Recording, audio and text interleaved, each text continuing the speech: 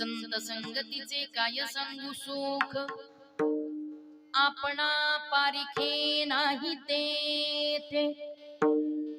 साधू थोर जाना, साधू थोर जाना, साधू थोर जाना कलियुगी. इहलोकी तुझी सर्वाभूती सम, शरीराचा भ्रमणेनो कदा. साधू थोर जाना, साधू थोर जाना, साधू थोर जाना कलियुगी. नामा म्हणे गाय दूध एक सारा,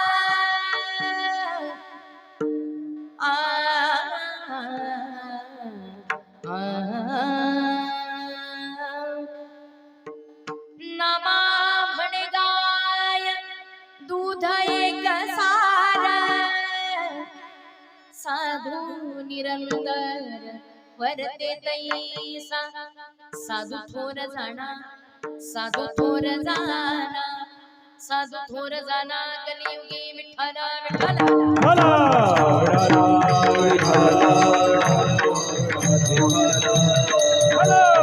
कली कवर न्यारी विठ्ठल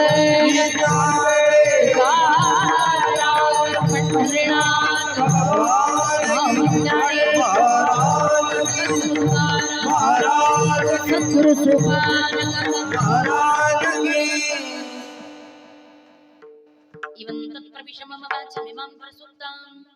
संजीवयत्यखिल शक्तिधर स्वधाम्ना. अन्यांश्च हस्तचरण शवनत्वगादीन् प्राणान् नमो भगवते पुरुषाय तुभ्यम्. पांडुरंगा करो, पांडुरंगा करो, पांडुरंगा करो पांडुरंगा करो, पांडुरंगा करो, पांडुरंगा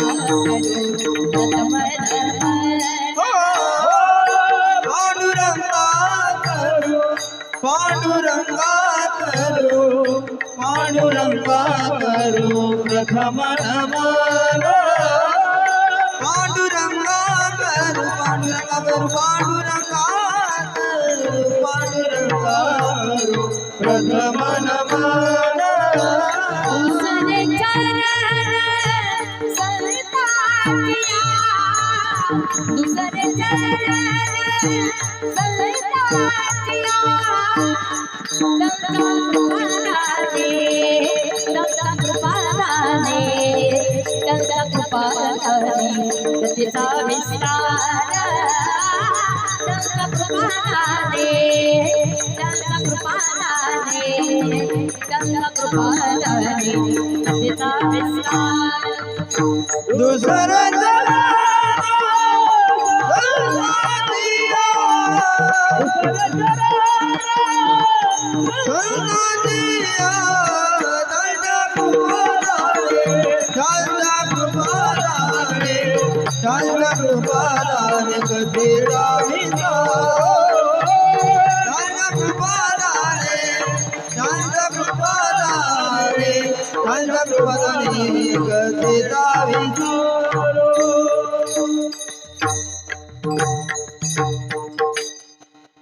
पांडुरंगा करू प्रथम नमन, दुसरे चरण संतांचिया.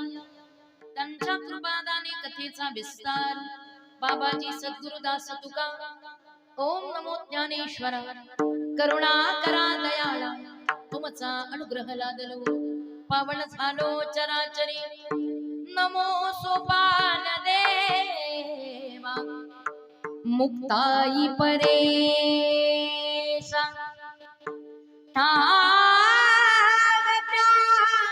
सर्वेशा करहातटी, करहातटी, करहातटी, करहातटी.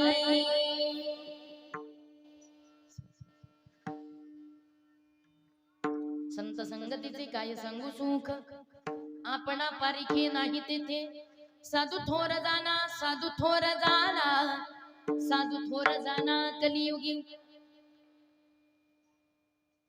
श्रीराम प्रस्तुत प्राप्त प्रसंगी आजच्या कीर्तन रूपी सेवेकरिता घेतलेला अभंग वारकरी संप्रदायाचे ज्येष्ठ अध्वर्य ज्यांनी भागवत संप्रदायाची ही भगवी पताका फक्त पंढरपूर नाही, महाराष्ट्र नाही, तर महाराष्ट्राच्या बाहेर पंजाबातल्या गुमान पर्यंत गुमान नेऊन पोहोचवली असे वारकरी संप्रदायाचा आद्य प्रचारक प्रसारक ज्येष्ठ श्रेष्ठ असणारे फडकरी श्रीमंत पंढरीनाथाचे प्रेम भांडारी श्री नामदेव महाराज यांचा चार चरणाचा आपण सर्वांच्या असलेल्या नसलेल्या परिचयाचा अतिशय गोड संतांचं साधूचं यथार्थ स्वरूप प्रकट करणारा हा अभंग आज या ठिकाणी सेवेकरता घेतलेला आहे. तत्पूर्वी परिहार देणं वक्त्याचं कर्तव्य आहे. या न्यायानं आज या ठिकाणी हिंगणगावच्या या पवित्र भूमीत गेली 43 वर्ष, दादा बोलताना इको कमी करा आवाजाचा, गाताना इको द्या. गेली 43 वर्ष चालू असलेला हा अखंड हरिनाम सप्ताह श्री भगवान पंढरीनाथ आई, रुक्मिणी माता, श्री ज्ञानोबाराय, श्री तुकोबाराय आणि भगवान भैरवनाथ या सर्वांच्या परमवास्तव्यानं पुनीत झालेली हिंगणगावची भूमी आणि अनेक थोर महात्म्यांच्या साधू पुरुषांच्या आशीर्वादानं या भूमीला लाभलेलं एक आगळं वेगळं वैशिष्ट्य. आणि ते वैशिष्ट्य म्हणजे खरं तर मला इथं आल्यानंतर कळलं आणि कळल्यानंतर माझा आनंद एवढा मोठा झाला की मी विचारच करू शकले नाही. आणि खरंच तुम्ही माणसं इतकी भाग्यवान आहात.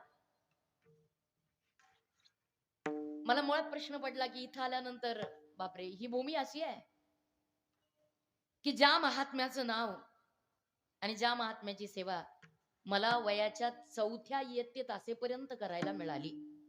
काळजीपूर्वक ऐका, ज्या महात्म्याची सेवा मला वयाच्या म्हणजे मी इयत्ता 4थीत शिकत होते तोपर्यंत करता आली आणि खरंच अशा महात्म्यांच्या आशीर्वादानं ज्ञानोबा तुकोबांची माझ्यावरती कृपा झाली.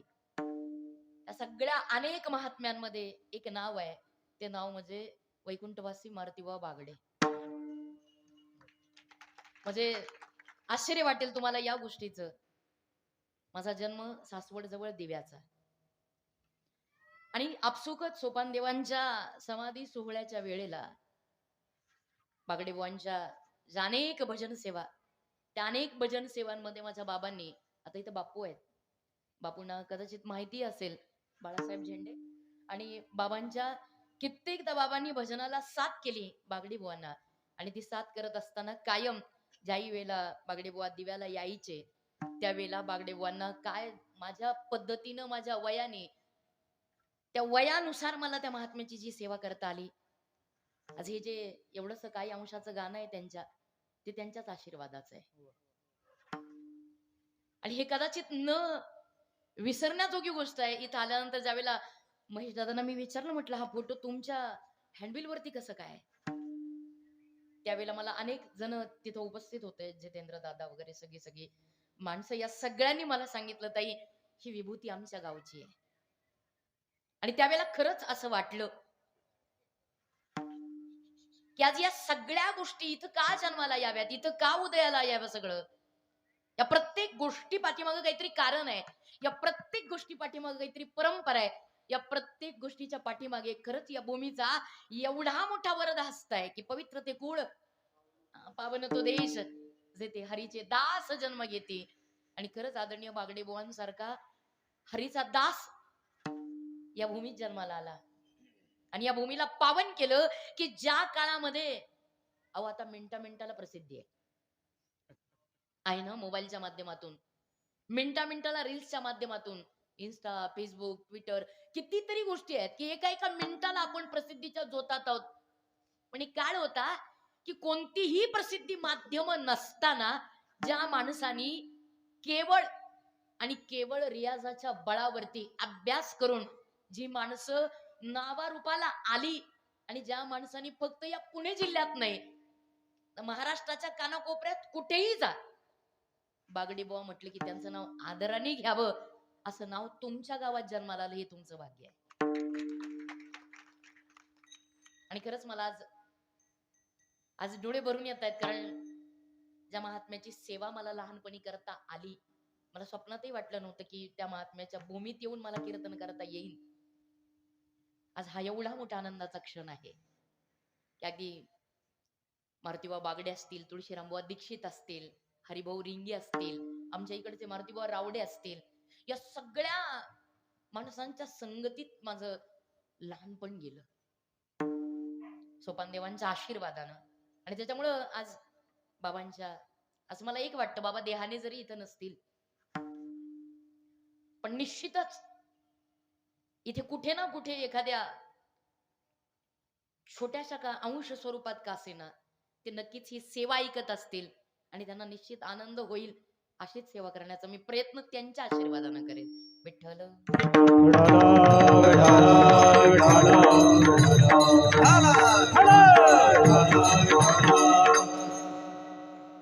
त्या ठिकाणी अतिशय सुंदर असं नियोजन आपण सर्व ग्रामस्थांनी केलंय. 43 वर्ष म्हणजे अर्धशताब्दीकडे चाललेली ही वाटचाल आणि अतिशय सुंदर वातावरणात राखून ठेवलेली ही परंपरा, म्हणून ग्रामस्थांचं या निमित्तानं ऋण व्यक्त करते. आदरणीय डॉक्टर शशिकांत दादा भोईटे यांना धन्यवाद देते. त्यांच्या बरोबरीनं सर्वच जितेंद्र दादा, महेश दादा, ज्यांनी सेवेकरता मला आपल्या सगळ्यांच्या दर्शनाचा योग दिलात, त्यांनाही खूप धन्यवाद देते. त्यांच्या बरोबरीनं आपल्या ठिकाणी लाभलेले व्यासपीठ चालक आणि आदरणीय आमच्या सगळ्यांचे मार्गदर्शक ज्येष्ठ असणारे श्री नंदकुमारजी कुमठेकर बापू या ठिकाणी आहेत. सगळीच मोठी ज्येष्ठ श्रेष्ठ मंडळी आहेत. त्यांच्या समोर या पामरांनी काय बोलावं हा मोठा प्रश्न आहे, पण तरी बोलण्याचा केलेला अल्पसा प्रयत्न. सर्वच टाळकरी मंडळी, अतिशय गोड अशी ही बालवारकरी मंडळी आहेत आदित्य दादांच्या नांदवळ्याच्या संस्थेतली, की अगदी त्यांच्या संस्थेचं एक आगळं वेगळं वैशिष्ट्य म्हणजे 3 महिन्याच्या बालकापासून ते 21 वर्षाच्या लेकरांपर्यंत अनाथ मुलांना मोफत शिक्षण देणारी त्यांची संस्था. निश्चित कौतुक करण्याजोगं आहे. आणि त्यांचं आव्हान आहे की कुणीही मला आवाज द्यावा, अगदी 24 तास आणि 365 दिवस, की एखाद्या मुलाचे आई वडील व्यसनी आहेत, एखाद्याची आई आहे वडील नाहीत, वडील आहे आई नाही, एखाद्याची परिस्थिती गरीब आहे, एखाद्याला सांभाळणार कोणी नाही, अनाथ आहे, अशा मुलांना त्या मुलांची आई होण्याचं काम, त्या मुलांना ते संस्कार देण्याचं काम आदित्य दादांचं इथं सोनक्याजवळ चालू आहे. निश्चित ज्यांना प्रवेश द्यायचा असेल आपल्या लेकरांकरता, त्यांनी मोफत पद्धतीचा प्रवेश त्या मुलांकरता आहे. सगळ्या नियम आणि अटीनुसार तो प्रवेश आपण आदित्य दादांच्या संस्थेमध्ये देऊ शकता. आणि दादांचं मोठं कर्तृत्व आहे, कार्य आहे, त्यांच्या कार्याला प्रणाम आणि असेच लाख लाख शुभेच्छा सर्वच आदरणीय टाळकरी ज्येष्ठ श्रेष्ठ वारकरी महाराज मंडळी, सगळ्यांना धन्यवाद. अतिशय सुंदर साथ, मुलाची साथ आपण देतात. अतिशय उत्तम अशी गायनाची साथ देण्याकरता आदरणीय वैजनाथजी महाराज घोंगडे, अतिशय गोड आवाज, त्यांच्या बरोबरीनं अतिशय उत्तम गाणं ज्यांचं ते भगवानजी महाराज कदम, अतिशय सुंदर. त्यांच्या बरोबरीनं आदरणीय बाबा खलाटे बाबा, वा अतिशय गोड साथ खलाटे बाबा. बाबांच्या सोबत अतिशय उत्तम अशी मृदंगाची तडपदार साथ देणारे आदरणीय, ज्यांची अनेक वेळेला अनेक ठिकाणी मोठी साथ लाभते असं युवा मृदंगरत्न असणारे रोहित दादा टिपरे, त्यांच्या बरोबरीनं अतिशय उत्तम अशी मृदंगाची साथ देणारे आदरणीय रवींद्रजी महाराज मुसळे, तेवढीच तडफदार दादांना साथ देण्याचं काम. टफ फाईट, मस्त सुंदर साथ त्या ठिकाणी अतिशय उत्तम. दादा आपली मृदंगाची हार्मोनियमची साथ वेणीकरी बाबा, चोपदार दादा, सर्व माई भगिनी, पुरुष मंडळी, सर्वांच्या चरणावरती यथासांग नतमस्तक होते. महाराज अभंग नामदेव रायाचा, आजच्या अभंगामध्ये नामदेव राय संतांचं साधूंचं यथार्थ वर्णन करतायत. आदरणीय वैकुंठवासी जोगबाबांचं एक वाक्य आहे. जोगबाबा नेहमी सांगायचे, मोठी माणसं कामाशिवाय कधी येत नाहीत आणि काम झालं की मग इथं थांबत नाही. शहाण्या पाहुण्याचं वैशिष्ट्य आहे, कामाशिवाय पाहुण्याच्या दारात यायचं नाही आणि काम झालं की पाहुण्याच्या दारात थांबायचं नाही. शहाण्या कीर्तनकाराचं, वारकऱ्याचं, माळकऱ्याचं हे लक्षण आहे. शहाण्या कीर्तनकारांनी सप्ताहाशिवाय कुणाच्या गावात जायचं नाही आणि काला झाला की तिथं वैशिष्ट्य आहे शहाण्या पाहुण्याचं. काम झालं की थांबायचं नाही पाहुण्याच्या दारात. बाबा म्हणतायत की प्रीतीचा पाहुणा झाला म्हणून काय फार दिवस राहावे. शहाण्या पाहुण्याचं लक्षण आहे. आता जे आहे ते इकडचं नाही, सगळं तिकडचं आहे, लांबचं. म्हणजे तुमच्यावरती आपत नको. आता काही पाहुणे आहेत आमच्या इकडे असे, जे आले ते कुळ कायद्याने लागू झाले. शहाण्या पाहुण्याचं वैशिष्ट्य आहे कामाशिवाय यायचं नाही आणि काम झालं की मग थांबायचं नाही. कारण काम झालं की थांबलं की माणसाची किंमत. आमच्या इकडे पाहुणा होता, अगदी सहज ओघानं आलं म्हणून सांगते, नाही तर त्याचा वास्तवाशी माझ्याशी काही संबंध नाही. ज्या दिवशी आला काय थाट त्याचा हो, बसायला पाठ, पाठीला पाठ, पंचपक्वानाचं ताट, रांगोळ्यांचा थाट, अगरबत्त्यांचा घमघमाट, पुरणाच्या पोळ्या, साध्या पोळ्या, भाकरी काय, थालीपीठ काय, 3 प्रकारच्या भाज्या, चटण्या, कोशिंबिरी, कुरड्या, पापड्या, भजी, बासुंदी, साजूक तुपातली जिलेबी, गुलाबजामुन. तोंडाला नका पाणी सुटू दे. हे असं भारी जेवण. जेवला पाहुणा कच्चून, दाबून जेवण झालं. झालं त्या दिवशी मुक्काम झाला. घरच्यांनी विचार केला आजच पाहुणे आलेत म्हणजे आज काही जाणार नाही. झालं तो दिवस गेला. दुसरा दिवस उगवला पाहुणा तिथंच. कालचा पंचपक्वानाचा पाहुणा आज थेट चपाती भाजीवर. झालं तोही दिवस रेटला. तिसऱ्या दिवशी जावई पाहुणा तिथंच. म्हणजे अजूनही गेला नाही. काय करा म्हटलं आता, चपाती भाजीचा जावई आज थेट पिठल्या भाकरीवर. झालं तोही दिवस रेटला. मी का सांगते तुम्हाला, माणूस जास्त काळ राहिला की त्याची किंमत. झालं तोही पिठल्या भाकरीचा दिवस रेटला, पाहुणा तिथंच. हे म्हणले घरातले अवघड आहे आता किती दिवस. आज 5वा दिवस उलटला, पाहुणा तिथंच. शेवटी पिठल्या भाकरीचा जावई आज थेट डाळ तांदळाच्या खिचडीवर.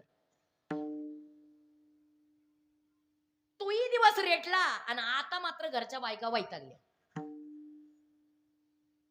गेली ती म्हातारी म्हाताऱ्याकडं, का हो विचारणार आहे तुम्ही पाहुण्याला का मी विचारू? कधी जायची कटकट कटकट. पंचपक्वान खाऊ घातलं होतं, कधी जायची कटकट विचारा. ते म्हणले बघ अगं पाहुण्याची जात आहे, पाहुण्याला कसं म्हणावं, पाहुण्याला कसं सांगावं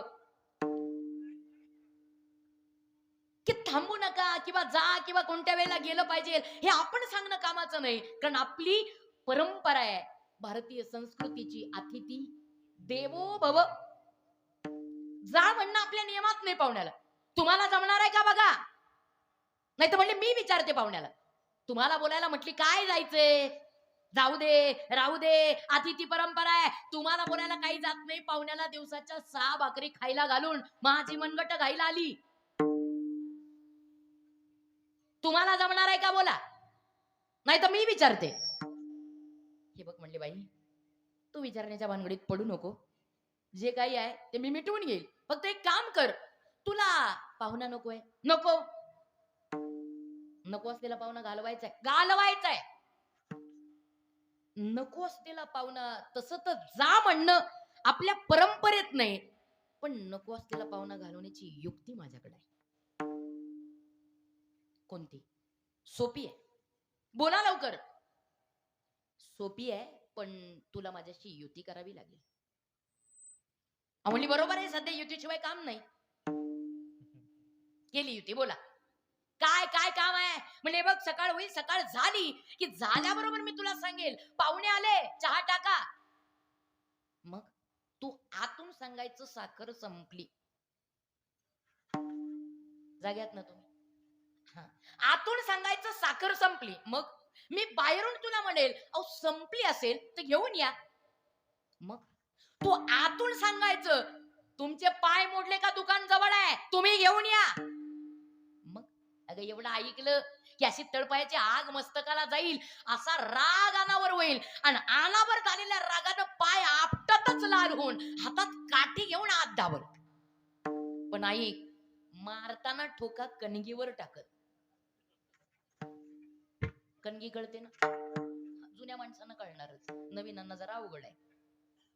मारताना ठोका कणगीवर टाकेल म्हणजे मी करेल तुला मारायचं नाटक आणि तुला करायचंय रडायचं नाटक. बस म्हणली रडायचं. अहो रडणं तर माझ्या डाव्या हाताचा म्हण. रडायची तुम्ही चिंता करू नका, कारण काय आहे, बायकांचं रडणं म्हणजे कोरोनाची साथ. आपोआप पांगते, सांगण्याची गरज पडत नाही. काही चिंता करू नका म्हणली, नाटक अगदी 100% अगदी जसं तुम्ही म्हणाल तसं वटवणार. ठरलं ठरलं. सकाळ कीर्तनात लवकर होते. जशी सकाळ झाली, पाहुणे दारात आले. आल्याबरोबर पाणी, म्हाताऱ्याने आवाज, अहो पाहुणे आले, चहा टाका. म्हातारी म्हणली, अहो पण साखर संपली, त्याचं काय? अहो संपली असेल दुकानातून घेऊन या, जवळ आहे. पाय मोडले का तुमचे? तुम्ही आणा. एवढा ऐकल्याबरोबर असं म्हातारं लाल हातात काठी घेतली, जसं म्हातारं आत धावलं. उलट बोलतीस स्वतःच्या मालकाला, तुला लाज वाटत नाही? धावलं म्हातारं आतमध्ये. एवढी म्हातारी मारली, एवढी मारली. आता कशी मारली त्याचा डेमो तुम्हाला आधी दाखवलेला आहे. अशी म्हातारी मारायचं चाललं. या पाहुण्यानी महाराज बाहेर विचार केला, म्हटले आपल्या चहा पाण्याकरता विठ्ठल रखुमाईचा प्रपंच मोडतो हे काही बरं नाही. मग आता इथं थांबण्यात नाही, इथून जाण्यात मजा आहे. मला माझ्या मूळ पदावर तुम्हाला परत आणायचंय. इथं थांबण्यात नाही, इथून जाण्यात मजा आहे. पाहुण्यांनी ते काय होतं, त्याची पिशवी होती, बोचकं होतं, सॅग होती, काय सध्याच्या काळानुसार कालाय तस्मय नवा, ते उचललं घेतलं. पाहुणा स्टँडला जाऊन पोहोचला. 5 मिनिटं झाले, 10 मिनिटं झाले, 15 मिनिटं झाले, 20 मिनिटं झाले, अर्धा तास होत आला. एसटीच येईना. झालं आता एसटी येईना म्हणलं, पाहुण्याची डोकं उलट चालायला लागलं. असं होतं ते असं. मला खरंच म्हातारीचं भांडण झालं असं. पण इथं विचार करून काय उपयोग आहे? मग घरी जाऊन पाहायला पाहिजे. पाहुणा पुढचा होता, घरी जाऊन निघाला परत गावात. पाहुणा हुशार, तो आत नाही गेला थेट, त्यांनी त्या चौकटीला कान लावले. यांचं आत चाललं. बोलशील उलट, स्वतःच्या मालकाला उलट बोलतीस, लाज वाटत नाही तुला? हे मारायचं चाललं. अगं म्हणला मारू तरी कुठपर्यंत, बघू देत तरी खरं. ज्याच्या करता एवढा प्रपंच केलाय ते पाहुणं गेलाय का आहे? म्हातारा बाहेर आला, अलीकडे पाहिलं, पलीकडे पाहिलं, मागे पाहिलं, पुढे पाहिलं, पाहुणा लपलेला दिसलाच नाही. तसं म्हातारा आत आलं. बघ, मला म्हणत होतीस मी म्हणून तुमचा 40 वर्ष प्रपंच केलाय, काय कळतं तुम्हाला प्रपंचातलं? म्हणत होतीस ना. बघ कसा नको असलेला पाहुणा लावला का नाही उधळून. म्हणली तुमचं बरोबर आहे, म्हातारी कमी नव्हती. म्हणली तुमचं बरोबर आहे, पण एवढ्यात गुलाल उधळून रिकामी नका होऊ. का? मी युतीच केली नसती तर तुम्ही कशाचे निवडून येत आहे? असू देत, मी कसं तुला मारल्यागत केलं? म्हातारी म्हणली मी कुठे कमी होते? मी कसं रडल्यागत केलं? मी कसं मारल्यागत केलं? अहो मी कसं रडल्यागत केलं? मी कसं मारल्यागत केलं? अहो मी कसं रडल्यागत केलं? पाहुणा हळूच मध्ये गेला. मी कसं गेल्यागत केलं? विठ्ठल माझा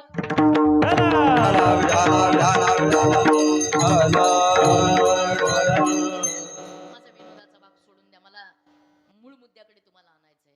शहाणा पाहुणा तो जो कामाशिवाय पाहुण्याच्या दारात जात नाही, आणि काम झालं म्हणजे पाहुण्याच्या दारात थांबत नाही. तसं अखिल कैवल्य साम्राज्य चक्रवर्ती संत श्रेष्ठ ज्ञानोबा राया झालं बरं. वयाच्या 16व्या वर्षापर्यंत इत्यंभूत सगळं कार्य पूर्ण झालं. ज्ञानेश्वरी झाली, चांगदेव 65 झाली, हरिपाठ झाला, विरहिणी, अभंग, गवळणी, जे जे समाजाच्या उपकारिते करीत आहेत ते सगळं कार्य पूर्ण झालं. आणि आता वाटलं आता इथं थांबण्यात नाही, जाण्यात मजा आहे. का? काम झालं, आणि काम झालं की थांबायचं नसतं हे ज्ञानोबारायांना माहिती आहे. मग म्हटले आता इथून जाण्यात मजा आहे, आपण निघूया. निघाले.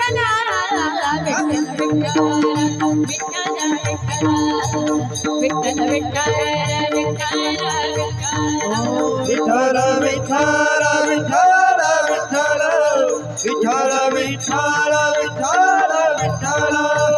जय जय विठ्ठल विठ्ठल विठ्ठल जय जय विठ्ठल विठ्ठल विठ्ठल जय जय विठ्ठल विठ्ठल विठ्ठल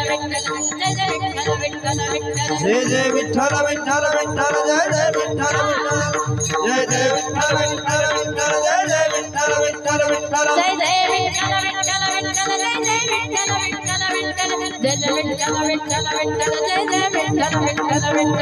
विठ्ठल विठ्ठल विठ्ठल जय जय विठ्ठल विठ्ठल विठ्ठल जय जय विठ्ठल विठ्ठल विठ्ठल जय जय विठ्ठल विठ्ठल विठ्ठल जय जय विठ्ठल विठ्ठल विठ्ठल जय जय विठ्ठल विठ्ठल विठ्ठल जय जय विठ्ठल विठ्ठल जय जय विठ्ठल विठ्ठल विठ्ठल जय जय विठ्ठल विठ्ठल विठ्ठल जय जय विठ्ठल विठ्ठल विठ्ठल जय जय विठ्ठल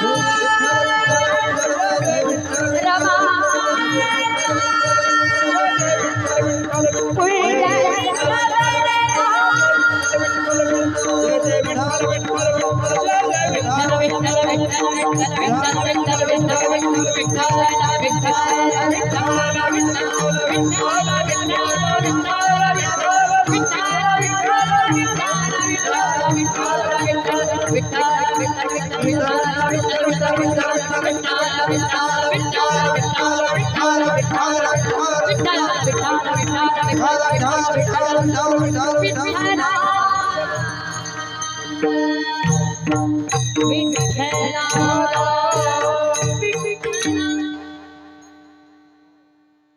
सुंदर भजन ज्ञानोबा रे शांतपणे अहोरात्र त्या वचनात आहेत. ज्यावेळेला मनामध्ये भजन असतं त्यावेळेला कोणाविषयी द्वेष निंदा मत्सर या भावनाच येत नाहीत. हा असा आहे तो तसा आहे, ती अशी आहे ही अशी आहे, ही अशी वागते तो तसा करतो. हे कुठपर्यंत आहे? जोपर्यंत या अजूनही मागास आहोत तोपर्यंत आहे. याच्या जरा वरती गेलो ना अध्यात्मात कुणाविषयी द्वेष निंदा मत्सर या भावनाच येत नाही. आणि खरंच आजच्या काळातला आदर्श आहेत कुरेकर बाबा. कुणाविषयीच निंदा नाही, कुणाविषयी द्वेष नाही, कुणाविषयी मत्सर नाही. जे ज्ञानोबाला योग्य वाटतंय ते करून घेत आहे. ही भावना जोपर्यंत वृद्धिंगत होत नाही ना तोपर्यंत वारकरी या पदावरती आम्ही आरूढच होत नाही. ज्या वेळेला ज्ञानोबारांनी हे सगळं अखंडपणे मुखामध्ये स्मरण आहे आणि त्या स्मरणामध्ये ज्ञानोबाराय चाललेत त्या केळगावातून सिद्धबेटाच्या दिशेनं डोळ्यापुढे चित्र आणा. कारण काय असतं आपण शरीराने कीर्तनात असतो, मनाने मात्र घराच्या कुलपाला झटके देतो. तसं नका होऊ देऊ. मनाने शरीराने जरी ते असाल मनाने सुद्धा तेच असाल. डोळ्यापुढे चित्र आणा म्हणजे तुमच्या आपोआप लक्षात येईल. त्या केळगावातून ज्ञानोबाराय चाललेले आहेत, वल्कल धारण केलेले, अगदी कर्दळीच्या गाभ्यासारखे सुंदर नखशिकांत, अगदी साक्षात ब्रह्मतेज ज्यांच्यामध्ये अवतरलेलं आहे असे ज्ञानोबाराय. अगदी दाट कारळे कुरळे, अगदी मानेपर्यंत रुळलेले केस, ती अडकवलेली ती जोडी आणि चाललेले सिद्धबेटाकडे ज्ञानोबाराय. आणि त्यांच्या स्मरणामध्ये तंद्रीमध्ये चाललेले आहेत, मग्न आहेत. आणि तेवढ्यात कुठेतरी आवाज आला, थांब. असं म्हटल्याबरोबर ज्ञानोबारांनी मागं डोकावलं आणि डोकावल्याबरोबर त्यांच्या लक्षात आलं आता पुढे काय घडणार आहे. कारण आतापर्यंत होत होतं, हे आतापर्यंत घडत होतं, हे आतापर्यंत त्यांच्या प्रत्येक वेळेला वाट्याला आलेलं होतं. ज्या वेळेला ती व्यक्ती येताना पाहिली ज्ञानोबारांना अंतःकरणातून दुःख वाटलं की आता पुढे काय होणार आहे. हात जोडले, काका एवढ्यांदा मला या रस्त्याने जाऊ दे, एवढ्यांदा मला इथून बाहेर पडू दे. सिद्धेश्वराची शपथ, या रस्त्याला मी परत भेटणार नाही असं म्हणेपर्यंत ती व्यक्ती जवळ आली. दाखव काय आहे विचारलंय तुला. मधुकरीची झोळी काय त्याच्यामध्ये असेल त्यांचं त्यांना माहिती, कुणी दिलेलं असेल त्यांचं त्यांना माहिती. पण त्या झोळी ज्या वेळेला धरली ऐका ना काका, एवढ्यांदा माझी एवढीशी मुक्ताई, माझा एवढासा सोपाना भुके करता तळमळत आहेत. एवढ्यांदा, फक्त एवढ्यांदा मला जाऊ दे. अगदी परत नाही, 2 दिवस माझ्या लेकरांना भूक लागलेली आहे आणि भुके करता तळमळत आहेत म्हणून. असं म्हणता म्हणता ती जोडी हिसकावून घेतलेली, टरा टरा टरा ती जोडी फाडलेली. आणि ज्या वेळेला त्या जोडीतलं धान्य जमिनीवरती सांडलेलं, त्या धान्याकडे पाहतानाच नवरायचा डोळ्यांना पाणी आलं. आई आहे ना ती. एक लक्षात ठेवा, ज्या वेळेला त्या दाण्यांकडे पाहिलं, त्या एवढ्याशा त्या दाण्यांमध्ये दिसली एवढीशी मुक्ताई, एवढेच सोपान देव का, जे 2 दिवसापासून माझ्या खरखर अन्न करता तळमळतायत. आज त्या लेकरांना काहीतरी घेऊन जायचं होतं. आता डोळ्यामध्ये पाणी आहे आणि तेवढ्यामध्ये कदाचित हे कृत्य कमी आहे म्हणून त्या व्यक्तीला वाटलं, अरे हे पोरग खालचे दाणे सुद्धा वेचायला कमी करणार नाही. आणि एक लक्षात ठेवा, परिस्थितीची किंमत ही परिस्थिती आल्यावरच कळते. ज्याच्यावर परिस्थितीच नाही त्याला परिस्थितीची किंमत काय कळणार? ज्याला जीवनामध्ये संघर्षच नाही त्याला संघर्षाची किंमत काय करणार? ज्या वेळेला ज्ञानोबाचे डोळे गच्च भरून आलेले होते, वाटलं होतं हे पोरग समोरचं धान्य वेचेल आणि ते धान्य सुद्धा त्यांच्या वाट्याला येऊच नये. म्हणून त्या दाण्यांवरती त्या व्यक्तीनं स्वतःच्या वाहनेच्या टाचा रेंगसल्या. आणि ज्या वेळेला ते धान्य जमिनीवरती होतं ना, ते रुतलं ना जमिनीमध्ये, एवढं भरून आलं त्यानं भरायला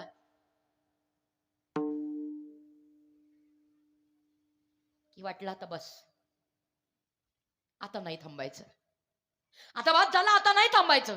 एवढं एवढं डोळ्यातून पाणी आलं. निघाले तळा तळा तळा तळा त्या सिद्धबेटाच्या दिशेनं. आणि जसे आले त्या पर्णकुटीच्या दारात येऊन धाड केलं, त्या पर्णकुटीचं दार आत जाऊन बंद केलं. जसं बंद केलं आणि हे बाहेरच्या मुक्ताईनं पाहिलं, महाराज बहीण कशी असावी हा प्रश्न ज्या दिवशी पडेल ना, बहीण मुक्ताई सारखी असावी.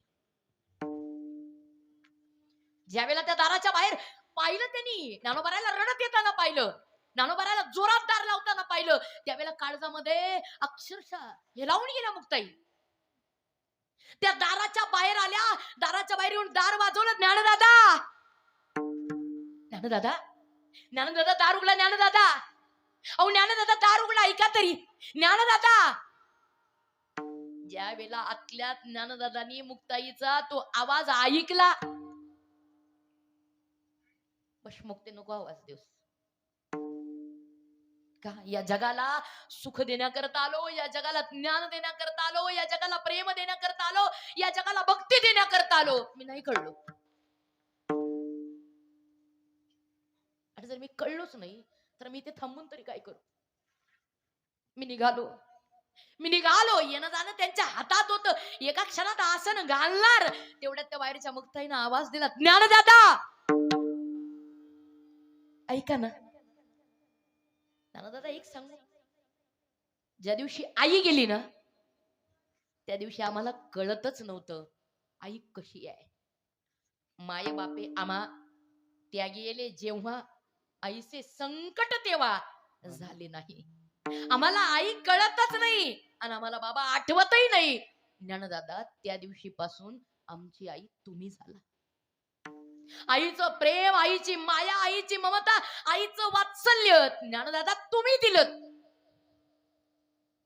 ज्ञानदादा नावाची आई आमच्या आयुष्यातून आता जर जाणार असेल, ज्ञानदादा आम्ही तरी जगून काय करायचं? ज्ञानदादा जगाचं मला माहित नाही, जगाविषयी तुम्हाला काय करायचं ज्ञानदादा, पण या मुक्ती करता, तुमच्या लांडग्या सोपान देवा करता, तुमच्या मोठ्या निवृत्तीनाथ दादान करता, ज्ञानदेवा ऐका तरी दादा. असं आहे, संत जेने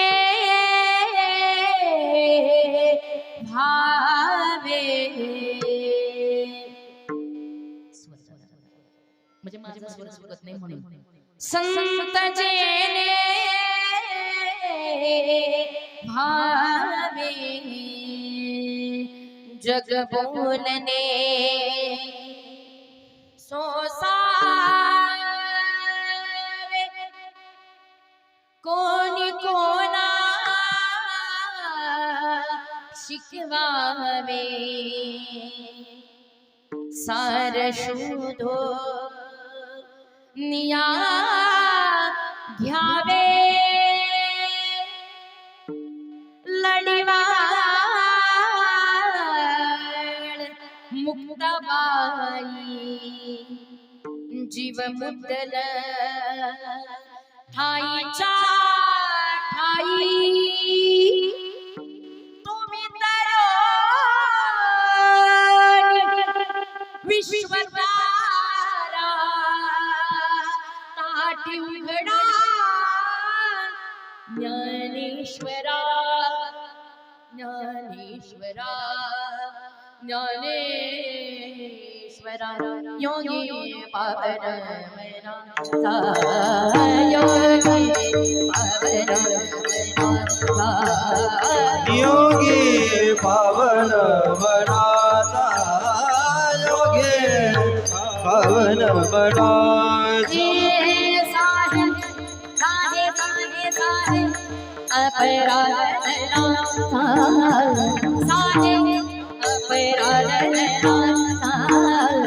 विश्व राजधानी विश्व राजधानी हे साहे अपराध जनाता हे साहे साहे अपराध जनाता विश्व राजधानी विश्व राजधानी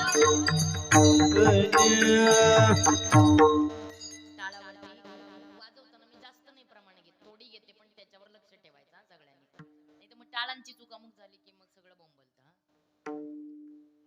अरे सांगतायत की योगी पावन मनाचा मुक्ताई काय काय गोड वाक्य वापरावेत ताटीच्या अभंगाद्वारे अरे ज्या वेळेला ही वाक्य वापरली ज्या वेळेला ताटीचं दार ज्ञानोबारायांनी उघडलं अरे ज्या वेळेला मुक्ताईला पाहिलं आणि हात जोडले तिथून पुढचं ज्ञानराजाचं दर्शन होतं ना त्याला कारण मुक्ताईच त्याला कारण ज्या वेळेला मुक्ताई हे आठवलं आणि मग मनामध्ये विचार आला माझ्या मुक्तीकरता मी 2 वर्ष का थांबू नये थांबले मुक्ताई करता 2 वर्ष थांबले ज्या वेळेला एवढं सगळं सोसलं जरा ज्ञानोबारांचा भूतकाळ आठवला की आपल्या लक्षात येतं सध्याच्या वर्तमानामध्ये अहो त्या काळी एका लाकडाच्या बैलगाडी करतात ज्ञानोबारायांनी पैठणला जाताना आळंदीतलं आणि प्रत्येकाच्या जवळ बैलगाडीची याचना केली पण एकाने बैलगाडी दिली नाही तो ज्ञानोबारायांचा भूतकाळ होता आजचा वर्तमान अहो त्या काळात एक लाकडाची बैलगाडी मिळाली नाही आज त्या ज्ञानोबारायाला घेऊन अस्सल चांदीच्या रथात बसून आळंदी पासून पंढरपूरला नेतात त्या काळी बैलगाडी करता प्रचारणा कराव्या लागल्या त्या ज्ञानोबारायाच्या रथाला माझी बैल जोडली जावीत म्हणून बैलांचे लिलाव 10-10 लाखांचे होतात त्या दिवशी कळतात ज्ञानोबाराय किती मोठे झाले एक काळ होता इंद्रायणीचं पाणी नाही पिऊ दिलं आज त्याच ज्ञानोबारायाच्या समाधीवरती पहाटेच्या सुमाराला दयाच्या दुधाच्या मधाच्या अमरसाच्या साजूक तुपाच्या सप्तनद्याच्या सागराच्या घागरीच्या वेळेला अभिषेका करता वापरल्या जातात त्या दिवशी कळतात ज्ञानोबाराय किती मोठे आहेत मांड वाजण्याकरता खापर न मिळणाऱ्या ज्ञानोबारायांकरता आज महाराष्ट्रातल्या कानाकोपऱ्यातून वारकरी निघू द्या आणि त्या वारकऱ्याच्या मुखात एक वाक्य असू द्या ज्ञानोबा तुकाराम महाराज ज्ञानोबा तुकाराम ज्ञानोबा तुकाराम महाराज ज्ञानोबा तुकाराम ज्ञानोबा तुकाराम महाराज ज्ञानोबा तुकाराम ज्ञानोबा तुकाराम महाराज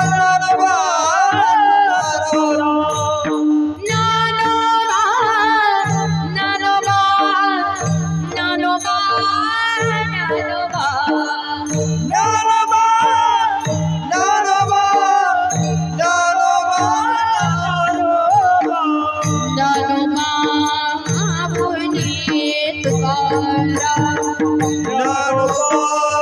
माऊली तुकाराम महाराज ज्ञानोबा माऊली तुकाराम ज्ञानोबा माऊली तुकाराम ज्ञानोबा माऊली तुकाराम ज्ञानोबा माऊली तुकाराम ज्ञानोबा ज्ञानोबा ज्ञानोबा ज्ञानोबा ज्ञानोबा ज्ञानोबा ज्ञानोबा निवृत्ती ज्ञानोबा ज्ञानोबा मुक्ताई ज्ञानोबा ज्ञानोबा ज्ञानोबा माऊली तुकाराम ज्ञानोबा माऊली तुकाराम ज्ञानोबा माऊली तुकाराम ज्ञानोबा माऊली तुकाराम ज्ञानोबा माऊली तुकाराम माऊली माऊली माऊली माऊली माऊली माऊली माऊली माऊली माऊली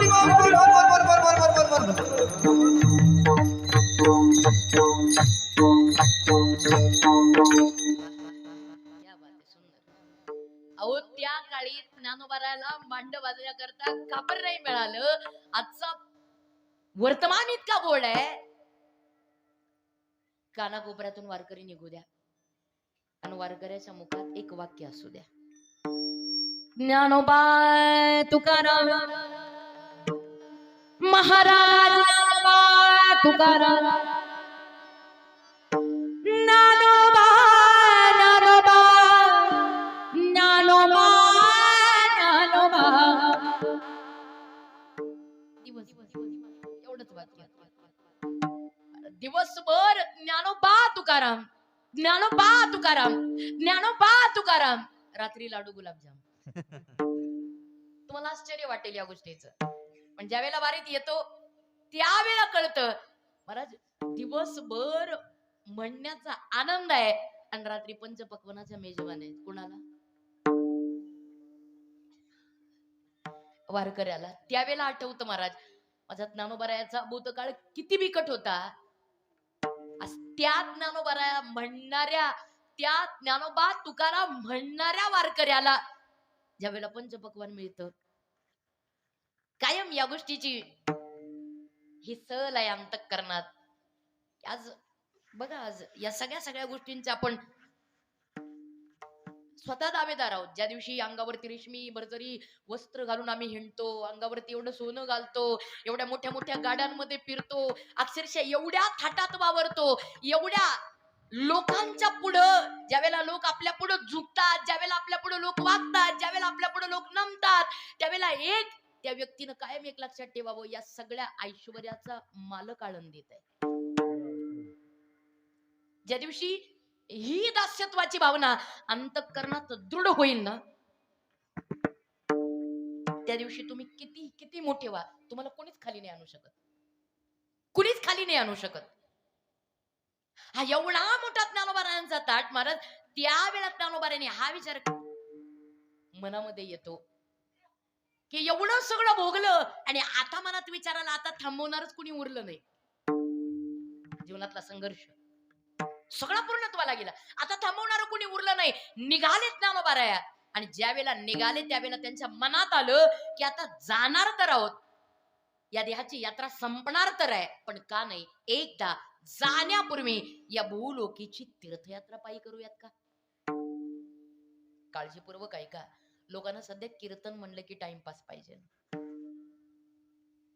पण लोकांना काय आवडतं याच्यापेक्षा लोकांना काय आवश्यक आहे हे कीर्तन करायला कळावं. ही काळाची गरज आहे. तुम्हाला पटो न पटो, पण हे तुमच्या गरजेचं आहे म्हणून सांगावं लागतं, आणि हे गरजेचं आहे म्हणून हेच सांगावं. ज्ञानोबारांनी विचार केला का नाही या भूलोकीची तीर्थयात्रा करायची, आणि तीर्थयात्रा करण्याकरता रोहितदादा 2 नियम आहेत. पहिला नियम, तीर्थयात्रा पायी व्हावी, आणि दुसरा नियम, ती कोण्या तरी महात्म्याच्या संगतीत व्हावी. आता आपण अभंगाकडे प्रवेश करूया. पहिला नियम आहे ती पायी व्हावी. आता ज्ञानोबारांचा काळ आहे म्हणजे अर्थात ती पायीच होणार होती. आज बरीच लोक म्हणतात आम्ही 4 धाम केले, 12 ज्योतिर्लिंग केले, अष्टविनायक केले, 12 मल्हार केले, 11 रुद्र केले, 3.5 शक्तिपीठ केली, याव केलं, द्याव केलं, टमक केलं, धमक केलं, आमक केलं, सगळं केलं, पण कशाने? ज्याची परिस्थिती भारी आहे त्याने विमानाने, ज्याची त्याच्यापेक्षा थोडी कमी आहे त्याने रेल्वेनी, ज्याची त्याच्यापेक्षा थोडी कमी आहे त्याने ट्रॅव्हल बसनी, ज्याची त्याच्यापेक्षा कमी आहे त्याने एसटीनी, आणि ज्याची त्याच्यापेक्षा कमी आहे त्यांनी सायकलनी.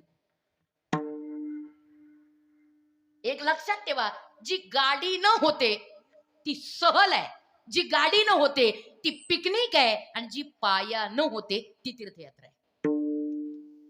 आणि हे मी नाही सांगत, मला संतांचे पुरावे आहेत. जवळ हे सगळं सिद्ध आहे, जवळ हे सगळं सिद्ध आहे, हो जवळ हे सगळं सिद्ध आहे, सगळं सिद्ध आहे.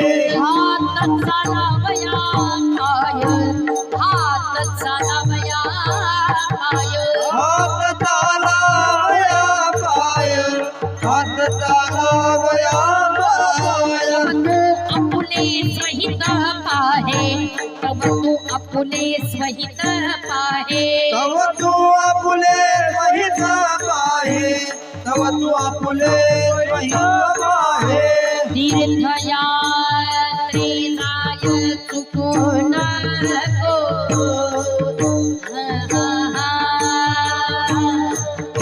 तीर्थयात्रेला चुकू नको.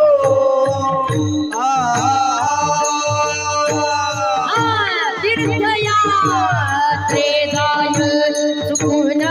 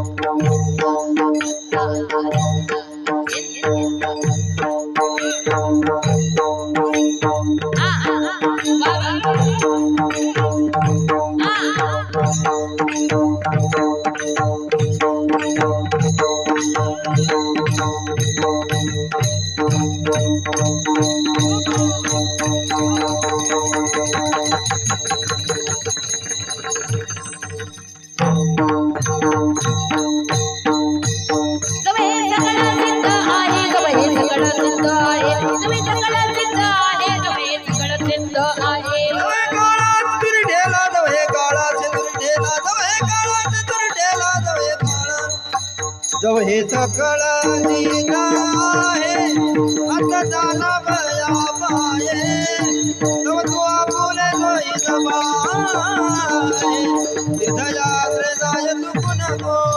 जव हे सकळ नीला आहे, आता झाला बया पाये, तव तू आपुले सहित पाहे. तीर्थयात्रे जाय चुकू नको, चुकू नको.